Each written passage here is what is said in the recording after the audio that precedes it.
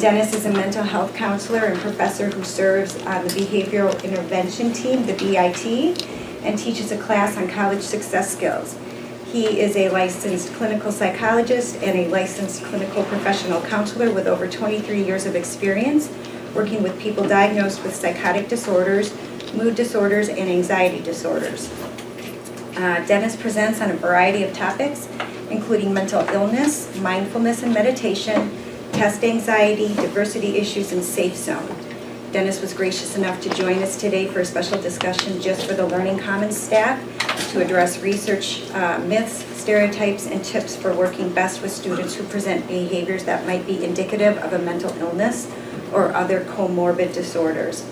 Kind of the format for the next hour, we've submitted scenarios to him, and he's kind of taken it and lumped it together into categories, right, and kind of put it together. So hopefully it's the information that we collected from you this summer will represent what you have questions about, and we'll just kind of open it up as you see fit to ask your questions or provide, more information and get the help we're looking for.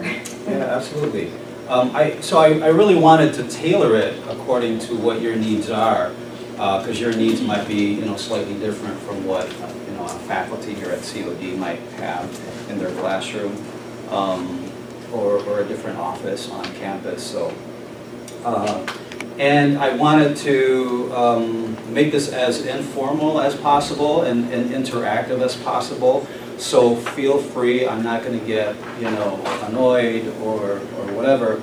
If you want to interrupt me, ask a question, or make a comment. I hope I'm not the only one that's just talking here, because what's important here is for you to really get what you need from myself in terms of how to work effectively with the students that you work with. So, you found it. So, since Sylvia just arrived, I'm going to go ahead and introduce her. So Sylvia, do you want to come up here? Yeah, too? sure. I'm going to have you sit up here Okay. as well. You want to take this seat? Oh, sure.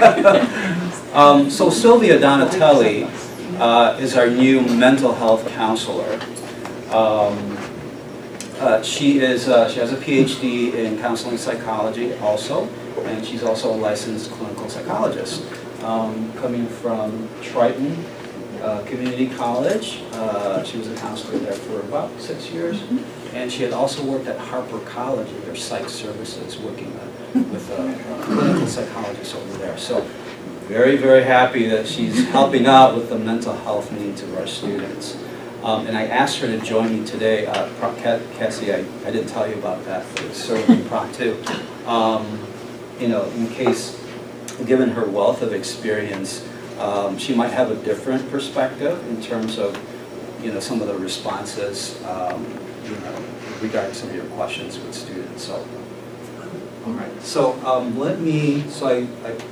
I did a workshop, a little presentation yesterday on mental illness and violence, and I showed a 8-minute video, and I thought it might be helpful for you all to see that video.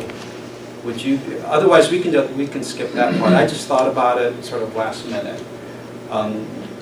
Yeah. Okay. Yeah. Yes. All right. Just about 4 weeks ago, all of us were absorbing the terrible news of yet another mass casualty shooting at the hands of yet another troubled young man right here in our nation's capital. And as the details unfolded, the same conversations, the same unanswered questions collided again in the public square. Was this a story about untreated mental illness and unheeded warning signs in a fragmented mental health care system? Was it a story about unregulated firearms and a failed background check in a system that's supposed to keep guns out of the hands of dangerous people? Was this scientifically predictable? If it was, why didn't somebody do something? Well, there's no short supply of pundits and experts out there who are perfectly willing to answer those questions for us. And I'll tell you how they do this. It's not that hard. You can do it too. All you need is this remarkable device called the retrospectoscope. It's just amazing what you can see through this thing. Now, the trouble comes when you flip it over and you try to point it out into the future and use it prospectively to anticipate and predict violence in people with mental illness, and then it all turns to fog. And even trained psychiatrists, it's not much better than a coin toss when they try to predict violence in their patients.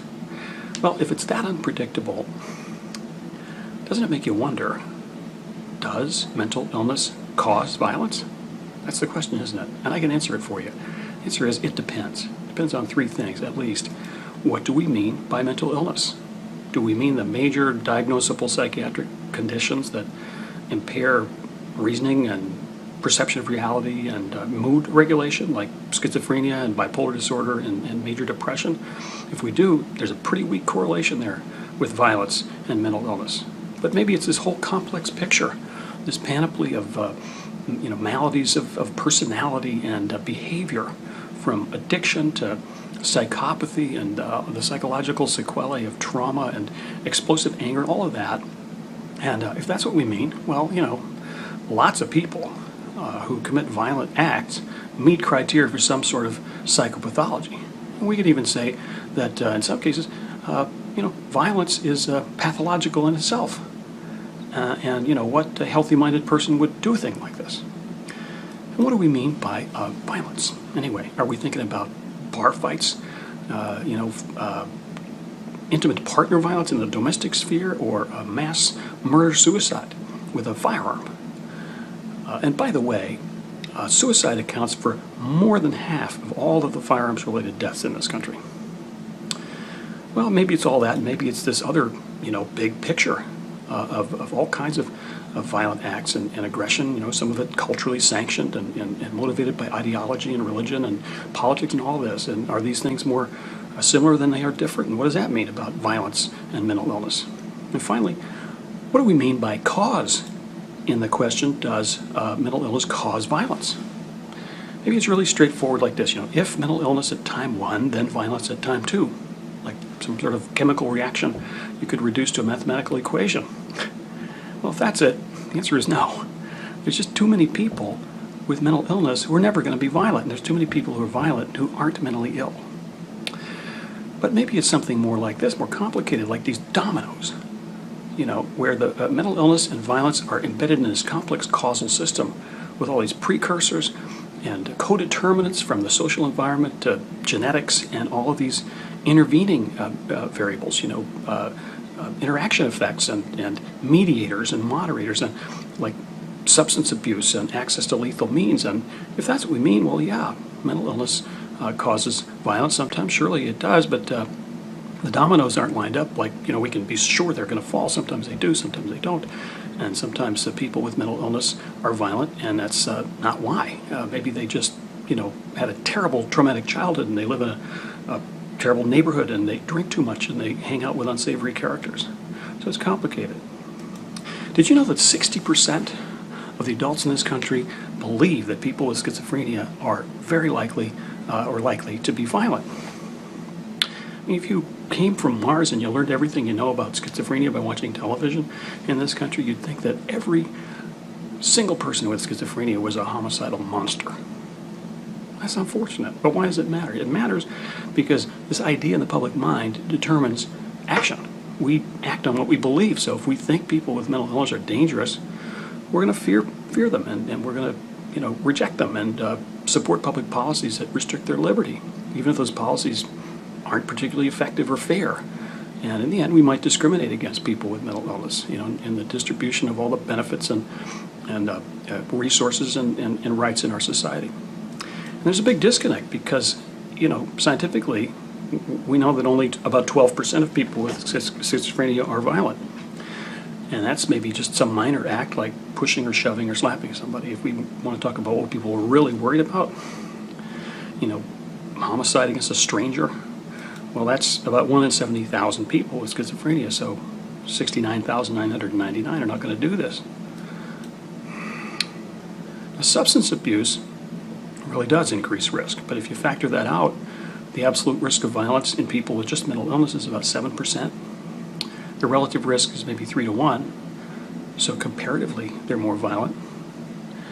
And an attributable risk is about 4%. So if we magically cured all these miserable diseases tomorrow, violence would, I mean, it'd be a great thing, but violence would go down by about 4%, and 96% of it would still be there. As a matter of fact, people with serious mental illness are way more likely to be victims of violent crime than they are perpetrators. There are a lot of people in the criminal justice system with serious mental illness, but even they are not very violent. You know, the majority of arrests are for minor offenses like trespassing and public intoxication and stuff like that. I mean, violence is a very small part of it. What does this mean for this project of trying to predict and prevent mass shootings? Well, you can't do that, really. It's a needle in a haystack. Have you heard that? That's what they say, you know. You can't predict it. You'll never find them. It's a fool's errand. But guess what? The needle has found us.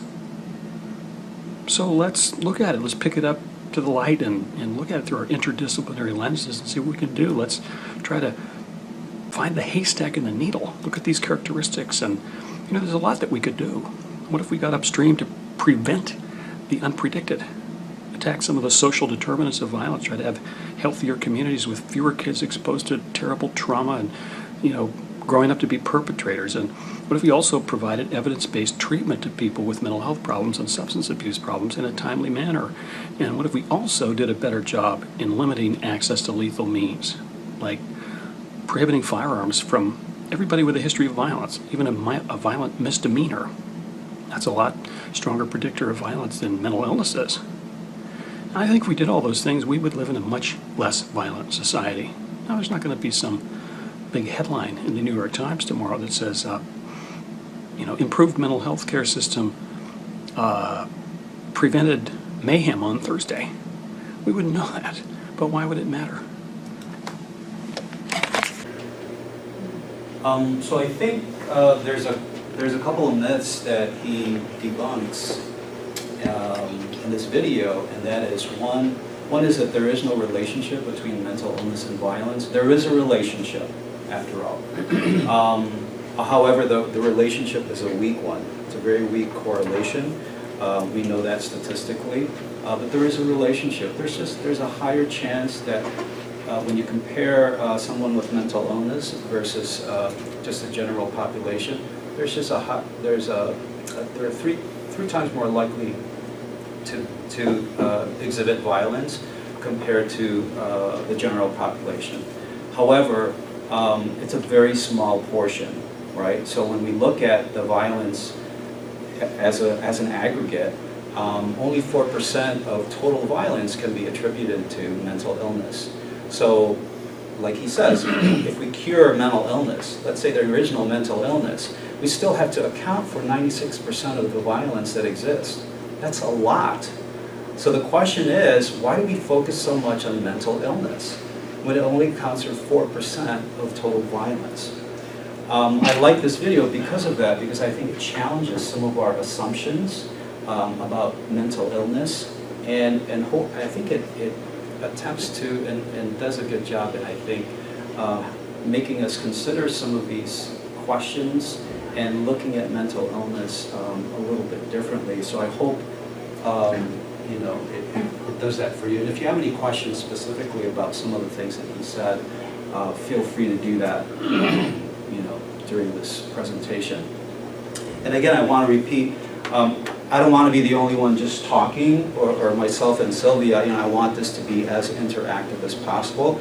I want this to be useful for you. Again, this was tailored to your needs with your student population. So with that said,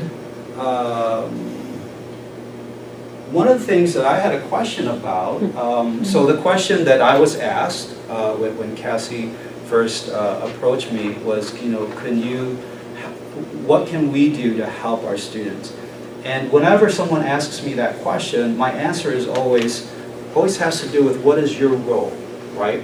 Because I know my role as a counselor, and as a counselor, I need to help students with, all of the students, right? Whether they have mental illness or not. And there are things that I can do with students that faculty can't do, and that many of you can't do.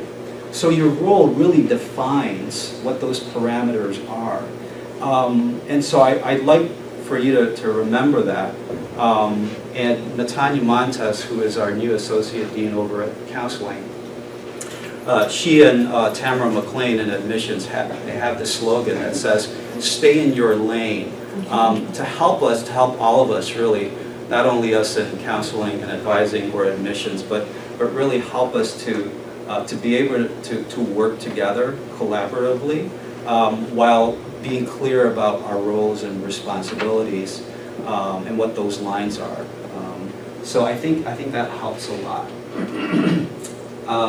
And so one of the questions that I have, because are all of you coaches?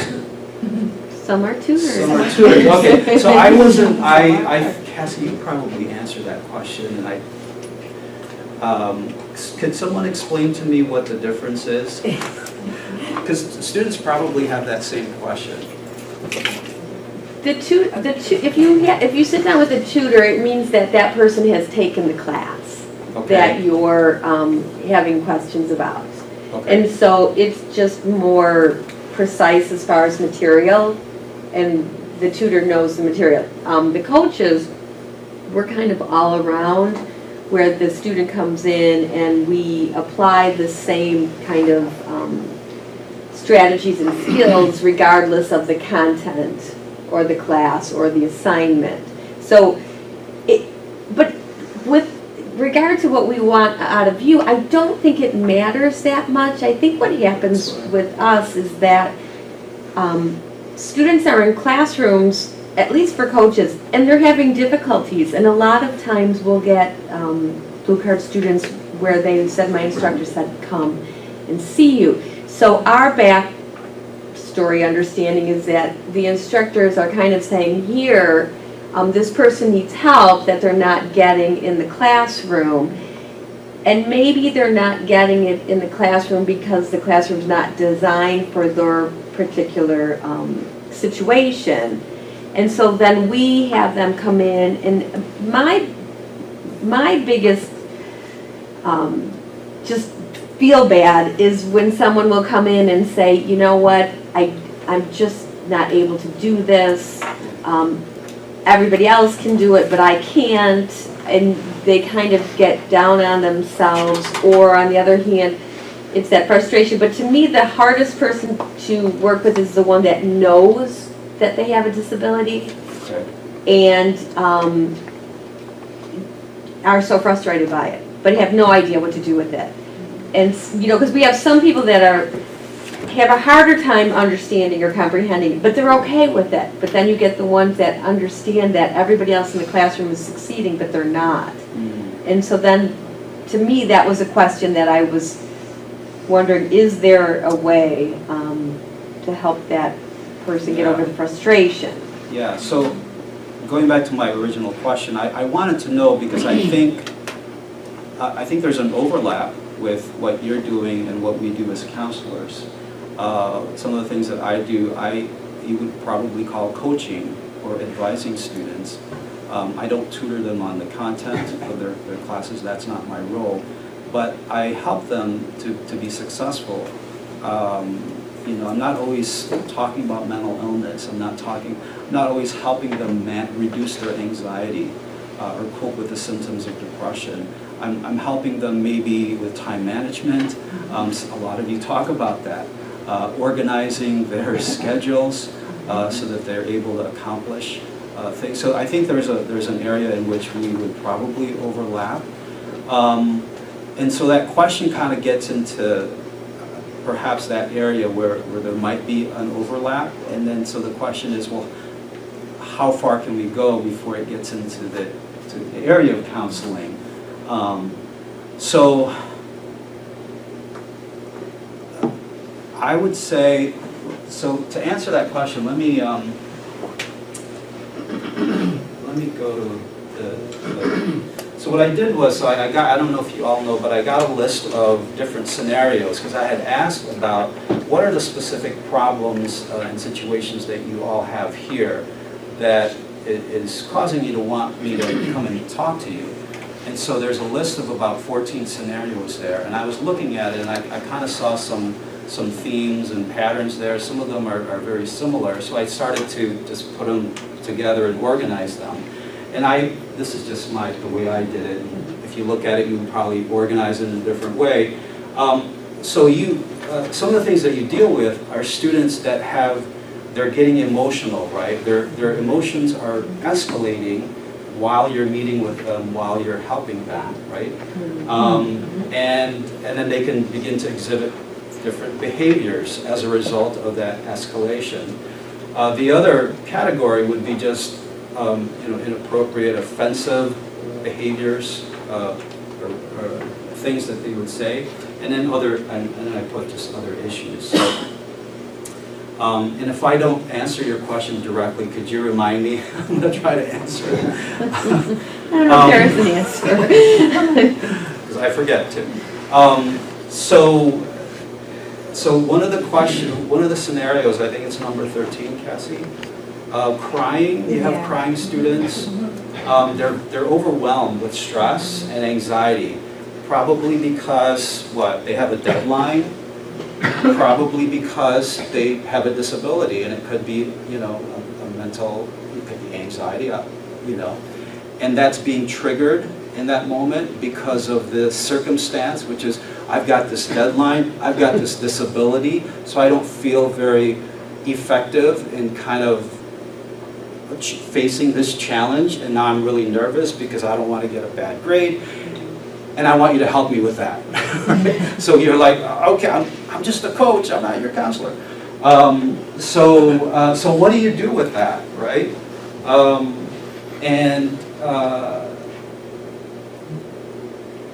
let me see if I can. Sorry, I hope this makes sense. So I'm gonna.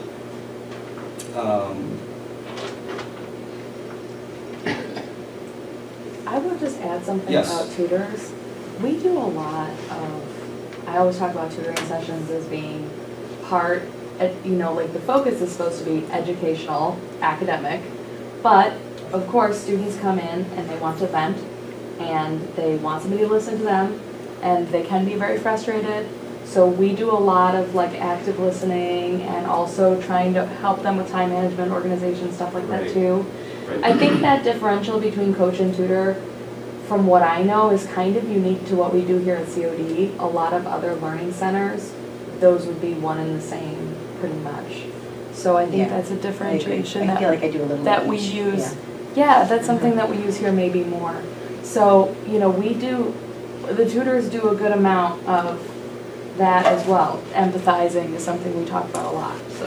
I'm glad you mentioned that, because so the question that you really want to know is, what do I do?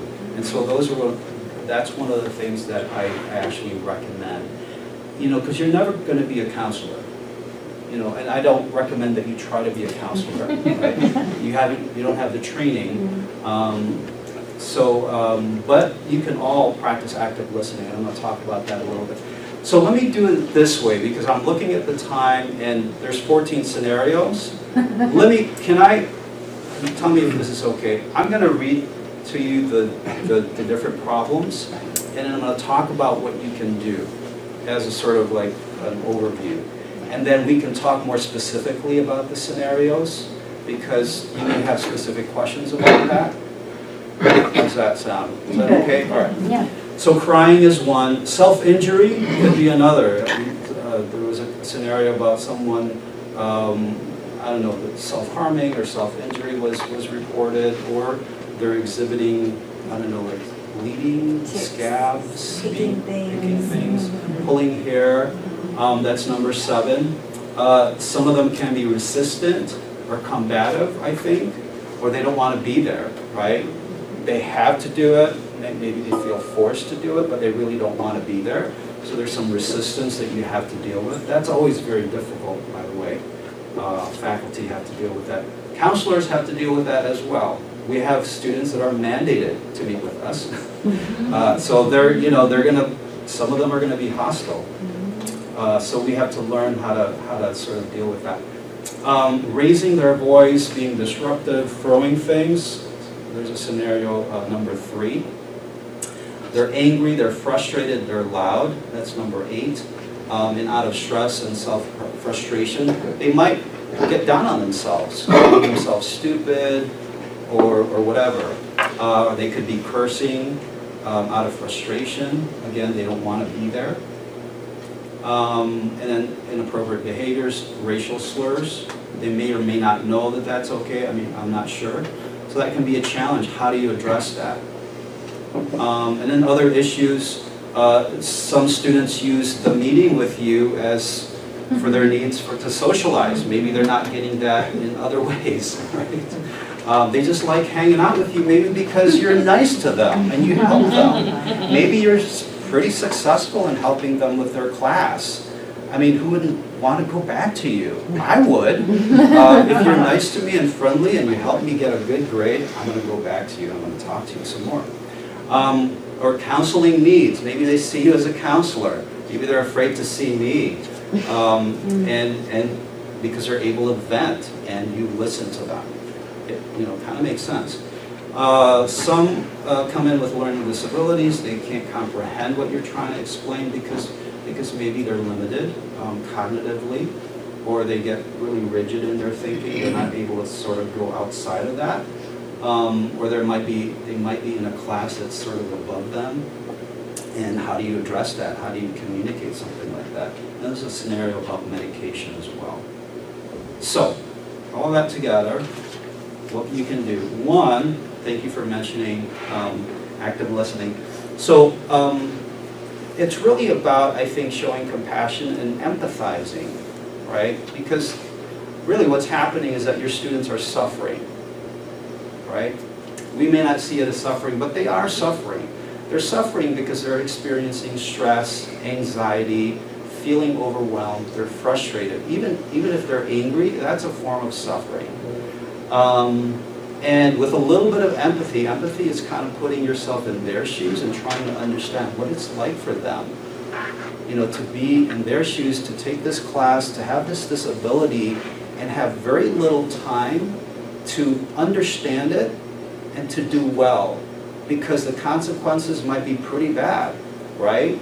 Mom and dad may have put an ultimatum. I mean, who knows? Some students tell me that, like, oh, if I don't do well, they're going to kick me out, or I got to get a job, or I don't know, something like that. So it could be pretty scary. What this does is that it helps to de-escalate their emotion. It helps to de-escalate. The term disability keeps coming up, and I find with the students that I work with here, a lot of times they don't have a disability, but they have a lot of the same problems. They have a lot of the stress, a lot of the feeling like I can't do this. I've seen one cry and she wasn't disabled, and it's not just because of disability. So I just had to throw it out there. A lot of our students aren't disabled learning. I agree with you. Yeah, and they have all the same problems. Yes. They do. What may seem to be a mental health issue or disability, it's not necessarily that. I mean, it's hard to learn things, and we teach math, and Thank you. it's hard to learn. Normal people who don't have a disability sometimes really struggle with math. Yes. Yes. So I just had to throw that out there. I think sometimes we do have to normalize that developmental process of trying to understand Yeah, learning new particular things by a content that's deadline. just Yeah. new to us, And they're right? working a full-time job, and they've got kids, and they've got this deadline, and it's hard to learn math. Absolutely. It doesn't mean there's something wrong with the person. Or my kid has run away, or, Right. sometimes they will open up and tell us some of these things that, There's multiple stressors that are going on that just makes it worse for them. It is hard, and we know about those students.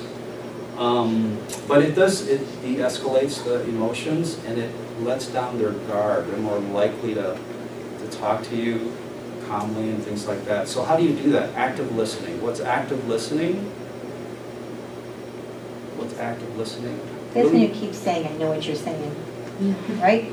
That's- not just those words. That's part of I it, mean- but really hearing them. Yeah. Understanding So them. active listening is like really listening to what they're saying. Your attention is really on what they're saying. Mhm. Not so much about your opinion about it or what you're gonna say, because you know how when we're listening, we're already like criticizing, right? We're forming an argument or our defense or our response. Active listening is not so much about that, but really listening to what they're saying. And there are different ways that we can show we're listening actively. One is to just paraphrase, paraphrase what you just heard from them. And if it's accurate, they're gonna let you know. If it's accurate, that tells them that you heard them and understood what they just said to you. Yes, please, thank you. What I like to think about paraphrasing is there's two types, and the one that people do more commonly is paraphrasing back the content of what you just heard, and that's much easier to say, what I heard you say was this. But another level of paraphrasing that can be a bit more effective at kind of getting to the meat of trying to figure out whether you might need to refer this person to counseling or is paraphrasing the emotional piece to it, and that's kind of challenging, and you might get it wrong. And so what I do is kind of try to check it out with them, and so you're not assuming you know what they're feeling, but to say something like, I just want to make sure I'm with you, and try to say, what I'm hearing you say is that because of X, Y, and Z, you're feeling angry. So they might not have said, I feel angry, because oftentimes it's difficult for students to label emotions. And so if you can provide that for them, it takes a little bit of work, and it's a lot harder to do than it sounds. So even practicing that skill with someone you know, but trying to determine what the underlying emotion is, and then instead of just jumping in and saying, you're feeling this, but to kind of request that you check out that you're on the same page, or I just want to make sure that I'm hearing what you're saying correctly, and then trying to identify the emotion for them is a deeper level of paraphrasing. Absolutely, thank you for that. Because that helps you to connect with that student more. And if they feel that connection, I mean, like I said, they feel understood, and that's powerful. They're more likely to work with you, to listen to you, if they're feeling understood. They don't have to keep explaining to you. So it's powerful. It's powerful. If you see them feeling frustrated or feeling angry, you could just say, boy, you seem pretty angry. You just seem pretty angry right now. I can see that you're pretty upset. Period. And just see what they say. They're probably that may open up a floodgate, right? They're going to tell you why, right? So, but then it goes back to the question of how can I help the student who's angry? Well, if they're able to explain to you why they're angry, there might be an opening there. It might help you find a way where you can help them, because now they're explaining to you their situation, because they feel like you're understanding where they are at emotionally in that moment. Does that make sense? Mm-hmm. Yeah. Any questions, comments about that? Yes. I think we've had students who it will go on for a very long time. How long do we let this go on? That they require our attention in this, when you know that they're there for the academic help. I know we can get students who it does not go away. It cannot stop during that session. It's going to continue, and yeah. Good question.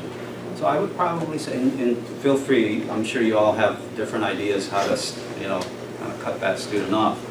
I would say, so I'm a counselor. I try to be warm and fuzzy and gentle with my students because I want them to come back, right? I want them to feel safe. So that's just the way I work. So I guess one of the ways in which I would respond is to say something like, boy, I really, you're talking about things that are really important. I want to hear more about that, but unfortunately we're running out of time. In fact, we only have 2 minutes left. But what you're talking about is important. And I know we have counselors available. They're going to give you more time than I can provide. And they're going to be willing to listen to you. They're probably going to be able to, problem solve with you, blah, blah, blah, stuff like that. Or you could say, and I don't know if this is something that would be part of your process, you could come back, we're running out of time. If you want to come back, I'll be here, blah, blah, blah, this day and this time. But but I have another student waiting, unfortunately. You gotta cut it off. You can't go on with that student because that's, you know, there are boundaries. It's really hard to, even as counseling was one of the hardest things I had Yes. to learn was to cut students off. And I think this is where you can use your role, and especially if you already know a student tends to do this at the beginning of a meeting with them or at the beginning of any meeting with a new student, to anticipate that every student coming in might go down this path and to kind of set that up and Yes. say, you know, coaching students kind of sometimes brings out difficult things that you're going through, especially if it's a high stress time of the year. And so there may be times where, you know, I might have to cut you off because we're gonna run out of time. And so you can always kind of try to set the tone for meetings before they begin, and then that way you always have the out to go back and say, like Dennis was saying, you know, this is so important. And remember when we first started, I said there might be times where I have to cut you off, and this is one of those times. But before I do that, and then you can kind of use that 5 minutes or whatever to provide the referral, and even if that means walking them over to counseling and saying, I don't want to end it here. What I'd like to do is if you're comfortable with it and you can provide that referral, walking them over, and then set up a future time for a check-in. And then that way you don't feel like you're leaving them hanging, but then you're also not crossing your lane and going into the counseling lane, but you're kind of setting that, I'm still here for you, can we check in next week? I'm gonna call you next Monday, and then of course follow through. But that way you don't feel like you're totally abandoning them, but providing another opportunity for a touching base. And it's important, yeah, thank you for that. Let the student know some of the boundaries, right? Not only with respect to time boundaries, but just, you know, role boundaries. You can say, you know, wow, this is really important, and I wish I could help you more, but this is kind of going beyond my level of expertise. And I would, you know, and so that's why I want to refer you. I'd rather have you speak with a counselor, someone who understands and knows how to deal with the issues that you're talking to me about in a better way. Yeah, I think it's important to bring that up because Yes. when you see compassion and empathy, I think what happens in our minds is, but is this what I'm supposed to be doing here? And Oh, so you yes. question your position where you want to be nice and you want to help them. And yes, if you need to de-escalate just to be able to get to the assignment. But it's like in the back of your mind, it's like, but I'm trained to show them how to accomplish their assignment, or they're coming in and working on a research paper. So it does seem like it has to be a bit of an okay thing to spend that time to be that compassionate person, but then kind of bring it back and say it's beyond what we do. Because you still have to respect, you know, again, the boundaries, the limitations. We're all limited. We're limited as counselors. We can't spend hours and hours with a student. So we do have to cut them off after, you know, the counseling, you know, hours is over.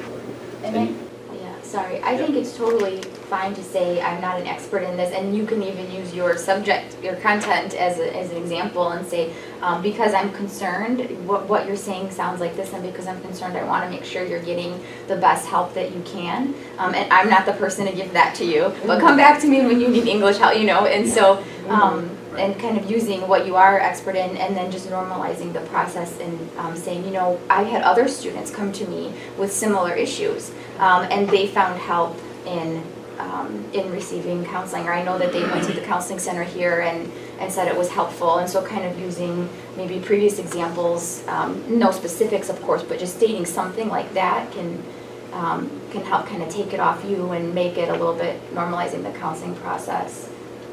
Yeah, absolutely. Yeah, but compassion and empathy doesn't mean anything goes. That there are no boundaries. I'm here for you 24/7. No, that's just not possible. That's not practical. The other thing is use I statements when you have to say something that might be that you feel might be difficult to hear for a student. I think it helps to use an I statement. And I statement, you probably heard I statements before, right? So an I statement is supposed to, you use the word I, because it's about me, and there's usually a feeling word there. So if you want the student, maybe, for example, to go see a counselor, and you might fear that the student might have a hard time receiving that, you could say, I'm feeling really concerned right now because of what you're telling me is, you're having a hard time with this, and it's getting into the area of mental health issues, which is not really my area. So I really would like for you to talk to a professional about that. So just saying something like, I'm feeling really concerned, is a good I statement. Does that make sense? Any questions about that? So other things that you can do, reinforce policy, rules for safety, respect, whatever it is. Do you all have, is there a policy written somewhere, or is that just sort of like it's a given, we know what it is, students may not know what it is, kind of thing? We have policies stated You do? in our Okay. cubicles. Okay, excellent. So when you deal with stuff like when students are getting a little rough, when they're throwing things, when they're raising their voice, what else was the scenarios? It's that. It's Yelling, raising voices, just you yeah. can feel it escalating. Swearing, Escalated in anger. yeah. Inappropriate language. Yeah. Yeah. So you can always refer to the policy. What you're saying, so what's an example in your scenario? Someone threw something, right? They're frustrated, right? They threw something. And what you could say, empathy, compassion, wow, you're pretty angry right now. Well, it's okay for you to be angry. By the way, I personally, I think it's okay for someone to be angry. Okay, we all get angry. How many of you have gotten angry before? Raise your hands. All hands should be up. You just say, I never get angry. Nope, not me. That's not true. It's okay to be angry. It's not okay to throw. And it's not okay to throw when there's other people around. If they want to throw, go outside, throw a ball, that's fine. But it's not okay to throw things when there's other people around, because this is a safe place. So you could say, wow, it seems like you're really angry, or I can see that you're really angry. It's okay for you to be angry, but please don't throw whatever, because I'm concerned someone might get hurt, or it kind of makes this place unsafe. And it's really important for me that you and everyone here, other students and staff, feel safe, and that helps us work effectively here. So I just want to let you know that. But I can see that you're really angry. And you can say, I'm sorry that you're feeling really angry. This must be hard for you right now. But you got to insert that policy. It's not a good idea to do things. But you can say it in a gentle way like that. You can find the words and phrases to do it in a gentle way. And not all of us are assertive, right? I'm not naturally assertive, by the way. I don't always assert myself. But as a counselor, I was trained to do therapy and stuff like that. As a therapist, I'm pretty assertive with my clients. You kind of have to be. You have clients that are really difficult, you got to be assertive. You confront them with their behaviors. If they're yelling at each other, if they're speaking in a threatening way, you have to address that. It's not okay for you to talk about it. It's not okay. Not in my office. This is a safe place. That kind of takes a little bit of practice, so I encourage for those of you that are maybe not as assertive, start practicing. Start practicing with each other, and then, start practicing with students. Addressing stress and anxiety, if you are comfortable. So we all have ways of dealing with stress and anxiety, right? I have my way. I meditate, I work out, I play a little guitar sometimes, listen to music. take walks, hike, whatever. There are several things that you could do. Just breathing, just asking the students, so if you see them really stressed out or even angry and anxious, just saying to them, I can see that you're really worked up right now and look really upset or stressed. Just, if you don't mind, can you just take 5 breaths with me? Yeah, and just see, because I really want to help you, but it might be hard for us to start when I see you being so upset right now. So if you could just, take 5 long breaths with me, and then you do it, 5 breaths, right? You can do it. You don't need to be a counselor to do that. Diaphragmatic breathing. How many of you practice diaphragmatic breathing? Anybody? Yoga, okay. So you could do diaphragmatic breathing also. So if they're anxious, you could do diaphragmatic breathing. And so the way I usually teach it is, and I would ask them to place one hand over the chest, one hand over the belly, and then breathe in through the nose. And then as they breathe in, their belly should be expanding, right? So, and the chest should be at rest. And then when you exhale, you push with your belly. So you engage the diaphragm in the breathing rather than the thoracic area, rather than your chest. And you do that about 3 or 4 times with them. And so I teach them that, to do diaphragmatic breathing with me, and then check with them, how do you feel? Does that help? And they'll tell you, they might say, I feel a little bit better. It's not going to cure anxiety or stress. It's not a cure, but it helps to de-escalate a little bit. If you can get them to de-escalate just a notch, that's important. That helps, right?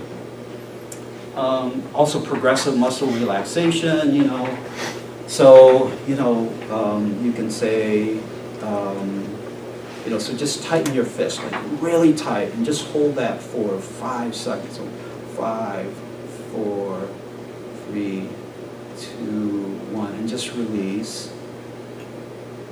And then just tighten it up again for another 5 seconds. 5, 4, and really tight. 3, 2, and you can do that with the fist. You can do that with the trapezius muscles. Go like this, really tight. You could do that with the legs, and you could, other muscles too.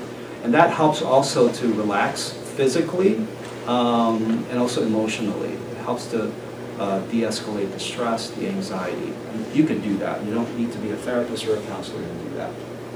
Mindfulness, that's something that I practice and I will teach students. It's just learning to be present, So they're stressed and anxious while they're with you because they're thinking not about being with you, they're thinking about this looming deadline and the fact that they're probably not able to fulfill that deadline, to meet that deadline, because they're probably thinking about the past and how they've failed in the past. They're probably thinking about the parents or the consequences of possibly getting a bad grade or having to face the teacher, and they don't want to face the teacher because they have social anxiety, and they're just probably wanting to just escape it all, right? So while they're with you, they're having all these thoughts. They're not in the present moment. And so mindfulness just helps to kind of just, let's just be present. And if you want, I have, there's a handout, I don't have it with me, but if someone Cassie, if you want to email me, I can send that to you. You can read that, and if you have any questions about that and how you might want to introduce it or practice it with the students, feel free to email me. I'd be happy to help you talk about that. But mindfulness, there are little exercise with mindfulness that you can do. Just meditation. Meditation is just a formal practice of mindfulness. How many of you meditate or have meditated before? Anybody? Okay. So when I work with students with anxiety, stress, etc., I teach them meditation and mindfulness. So I will meditate with them. So I'll have them close their eyes, and then I'll ask them to just, notice what you're feeling right now. Notice your sensations in your body without judgment and without trying to change anything. Just notice it. Just pay attention to it and notice what it feels like. And then I'll have them kind of, sometimes we'll do a body scan very, very briefly, noticing the feet, the toes, legs, how they feel. You might notice there's certain tension, tightness in certain areas, maybe soreness. And that noticing helps to sort of integrate the mind and the body and helps them to just be present. When you're aware and connected with your body, you become present. You're in the present moment. Rather than thinking about the past and what's going to happen in the future and the prospect of failure, now they're here with you. They're in the present moment. So I'll use mindfulness exercises with students sometimes. You don't need to be a clinician to do that. You can do that yourself. There's tons of videos, by the way, on YouTube. If you type mindfulness meditation, there's tons of videos.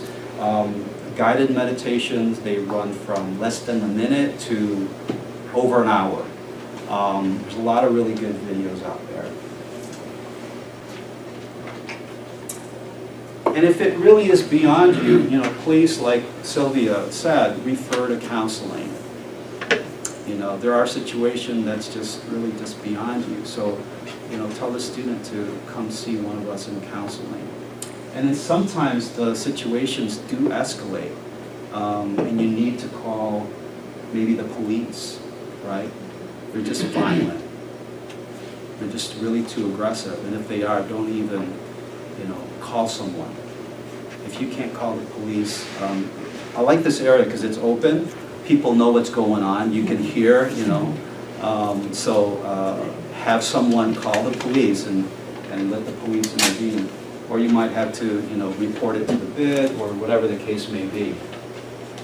So, let's see, we're almost out of time. I wanted to show you this. So your level of response really depends on the kind of behaviors that the students are exhibiting. Can you all see that? Do you want to get one of those slides? So at the lowest level, you deal with annoying behaviors that may cause you a little bit of discomfort. So those usually you can address that directly with the student. Letting them know, hey, I can see you're upset, whatever, but please, if you can abstain from that behavior.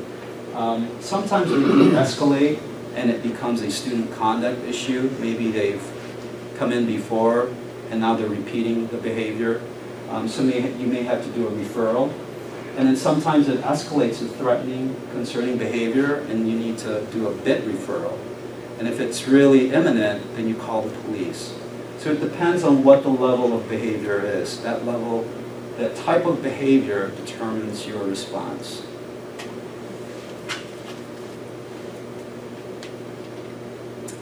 And that's my number. And Sylvia, I'm sorry. Sylvia just got her email. I don't even know if you have an extension yet. I just got it. Right Oh, did you? Oh, awesome. I don't know if I have a So, phone. okay, Sylvia Donatali, this is my contact information. So any questions? So we didn't get to the specific scenarios.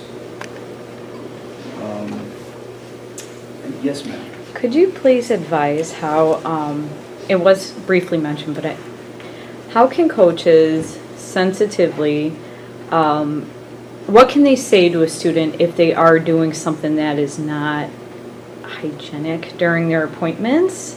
If they're scratching, picking, pulling eyelashes or hair out, like how can we, and they might be fine verbally and they might not even express that they're frustrated or sad, but you could see like there's just stuff going on, or maybe even it's just a tick, but Yeah. how can we sensitively So- address that they're doing something that's not sanitary or hygienic in the space they're working in? I think that's hard. That's really hard. So there's two possibilities, and Sylvia, you probably have your own take on that. If there's a way that you can address it gently with the student without coming across as being disrespectful, Right. if you can find the words to do that, I would say try. Because I think it's important for students to know that. I think that's where the struggle comes in, though. Like, what are those words that we can say?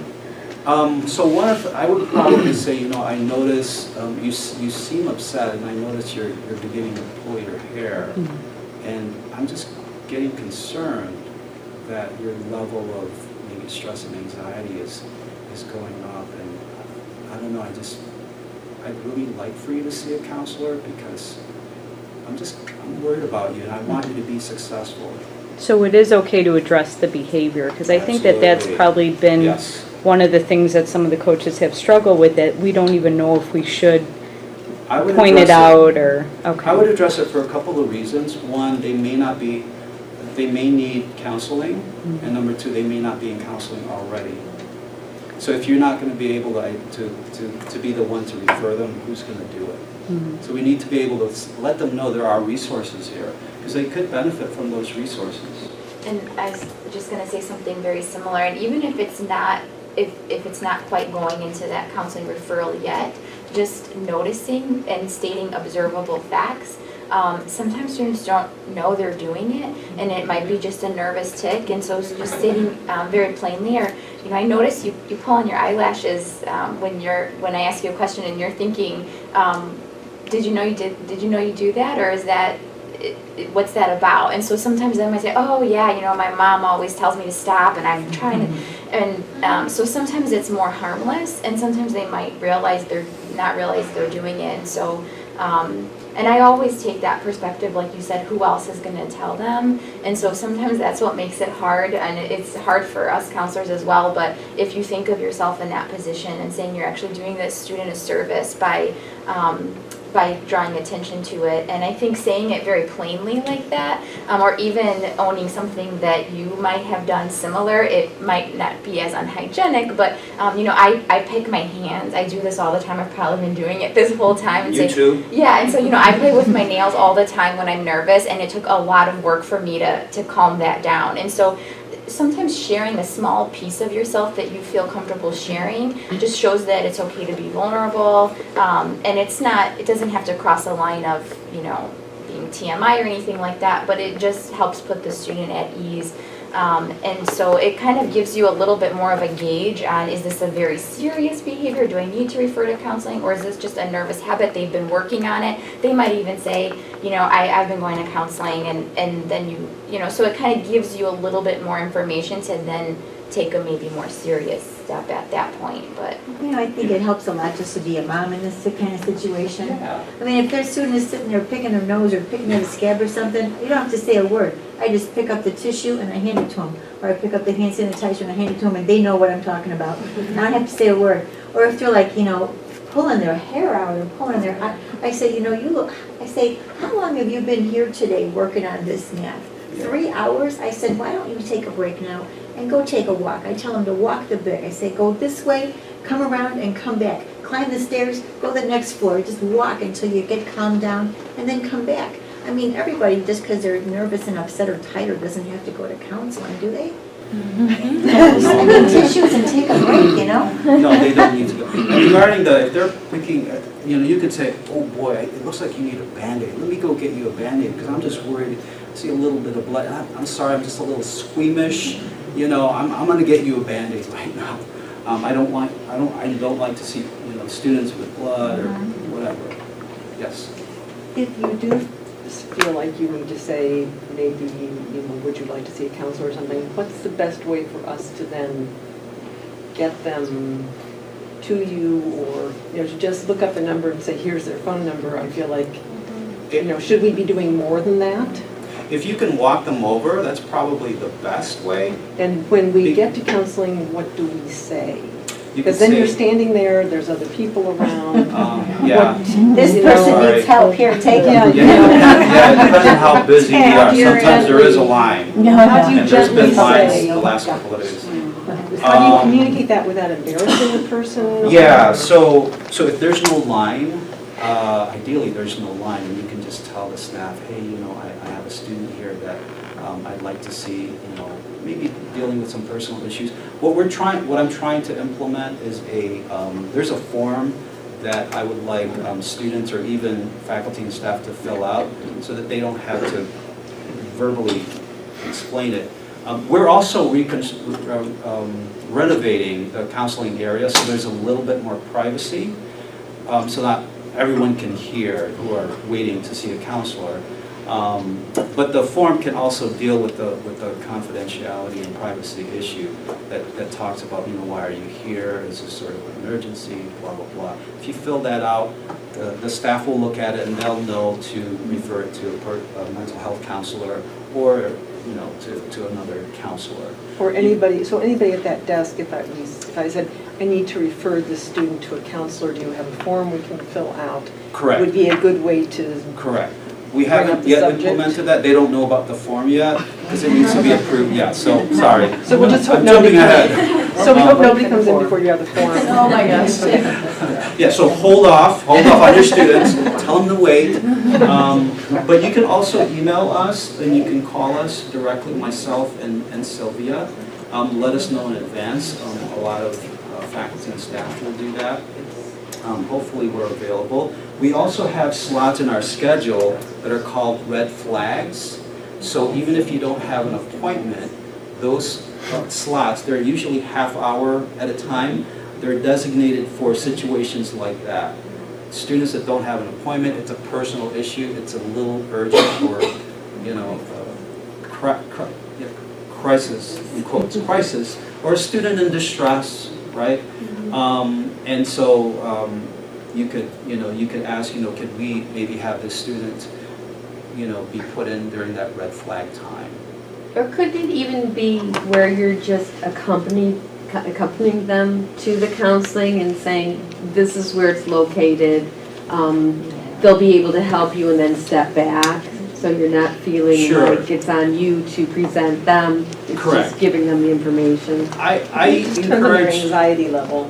yeah, You know, I you mean, don't want to leave somebody just standing there in the line. right, Because I'm right. afraid they would just walk away and not. They could pursue walk it. away. Yeah, but And they I got a say strong to, message from you because you took them there. yeah, They might not be ready, but Right. now they just gotta heard a big message and they know where it is. right. They're adults, they're not kids here. I say is escort them if you can, Yeah. because I would say probably 50 to 60 or even higher, 60% students who are referred to me, they don't make it. And I call them, and then we might do an appointment, and then they don't show up. So it's really hard to get students in.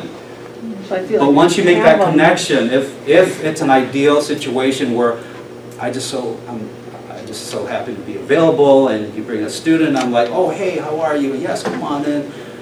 There's a higher chance that student will return. So, but only if you can escort them. If not, email me, call me, or Sylvia. Try to get the student. Other questions? I know we're kind of over time. And did I answer your original question about students with disabilities? Or, I'm sorry. You just kind of gave us some tools to Okay. use. I feel like you can't really solve their situation because they have a reason to be frustrated, but the tools that you gave us, it's nice to hear that it's okay to do this or try this, so thank you. Okay. Yes? Would you mind displaying your contact information again so I can copy it? Oh, sure.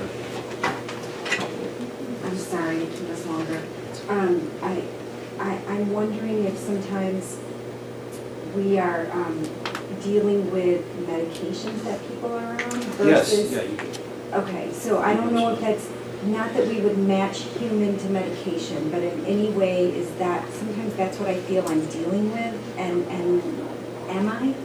should I I say, know what don't that? get into that area. Okay, I just, Unless you already know what the, I mean, so, do they tell you No, what medications no. they're taking? no. Then No. I'd say don't investigate it. But I think sometimes we feel really bad if we don't get through what they wanted to get through, or they don't understand what we're saying, or some of these things that make us feel like students don't go very well. I'm just wondering sometimes if I'm looking at something that might be causing them to not think as clearly, or. I don't think it's a medication Okay. issue. I think it's just an overall, the general clinical, if there's a disability issue, the disability that they're presenting, but I wouldn't say it's necessarily, it could be the medication. There's a few medications that could impair their concentration, their energy level, things like that, like like antipsychotics, and other medications, but I wouldn't say I wouldn't get into that area. Yeah. If they tell you what it is and already know about it, then you could, I guess you could talk about it, but I'd say just Yeah, I just, sometimes we just feel avoid it. really bad about the way appointments go, and we feel like we don't help them or something, that sometimes I've been suspicious because I'm suspicious. So, but I also want you to, I want to encourage you to learn to accept your limitations. We have to do that as counselors. We know we can't help everyone, and it's hard. And I see students that need our help, and they're not coming in, and it breaks my heart. But I can't force them. Unless they're suicidal or homicidal, we can force them to engage in treatment. But other than that, they have a choice to not come in and see me. And sometimes even though you might think you're not helping them, maybe that's just what they needed at that moment, and your role kind of sets you guys up, that perfect environment. You're a trustworthy person who's helping them and who's listening to them, and not a lot of people do that in our lives, even friends sometimes. And so you kind of have set up this perfect little environment for them to share maybe some emotional stuff or take things in a different direction, but maybe that's just what they needed in that moment, and that was helpful in a different way. So. Yeah, because I don't think you're there to really solve their problems. You're there with your expertise in a subject to help them the best way that you can to try to understand it. They may not be able to, even though you're doing everything in your power. So it's kind of, it may go beyond, your ability to help them. Does that make sense? That's hard. That does make sense. That makes a lot of sense. Just one more. I'm trying to think about the different things that would come up. And one thing the students do, sometimes they want to talk a lot about how terrible their teacher is and how their teacher doesn't like them and they're not fair to them. Is that a situation where they should come see counseling? It can, I guess. I usually say, have you talked to your teacher? Not necessarily, have you told them how you felt, how terrible they are? No. I say, have you had a conversation about, your experience or not, whatever the issue is? Sometimes they say they have, yeah. Oh. Yeah.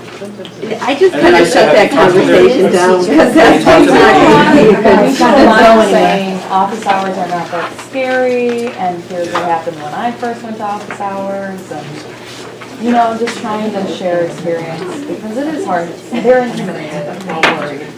Yeah, so there's not a lot that we can do as counselors with that issue. That's an issue between them and I guess that I would say, try to help them to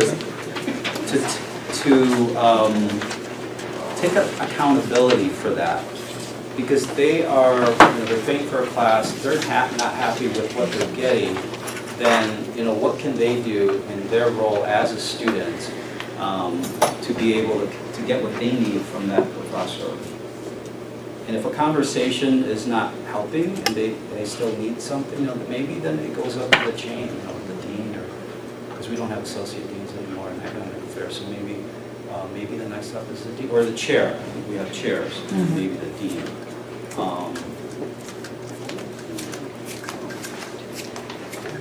Other questions? Thank you. Thank you. This was very, very helpful. Hope that was helpful. Yes. Thank you.